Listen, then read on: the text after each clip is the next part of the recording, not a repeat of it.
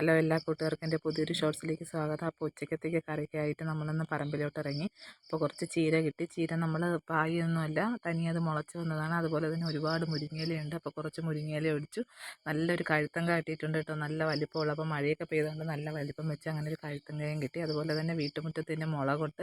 അപ്പോൾ ആദ്യം ഒരു മുളക് പറിച്ചാൽ നല്ല എരിയുള്ളതൊന്നുമല്ല. അപ്പോൾ രണ്ടാമത് നല്ലൊരു മുളക്, അത് നമുക്ക് കൃഷിഭവനിൽ നിന്ന് തൈ കിട്ടിയതാണ് കേട്ടോ. അപ്പോൾ അതിപ്പോൾ കായ്ച്ച് തുടങ്ങിയിട്ടേ ഉള്ളൂ. അപ്പോൾ ആ ഒരു മുളക് വെച്ചിട്ട് ഒരു ചമ്മന്തി അരയ്ക്കാമെന്ന് വിചാരിച്ചു. അങ്ങനെ നമ്മൾ ചീരത്തോരനും കഴുത്തങ്ക മെഴുക്കുവരട്ടിയും അതുപോലെ ഒരു മുട്ടത്തോരനും പിന്നെ നമ്മളെ ഈ മുളക് വെച്ചിട്ട് നല്ല അടിപൊളി ഒരു ചമ്മന്തിയായിരുന്നു അപ്പോൾ ഉച്ചക്കത്തെ ഊണ്. അപ്പോൾ നമുക്കിന്ന് മീനൊന്നും കിട്ടിയിട്ടില്ല, എങ്കിലും ഇന്ന് അടിപൊളിയായിരുന്നു. നല്ല കറികളൊക്കെ ആയിരുന്നു.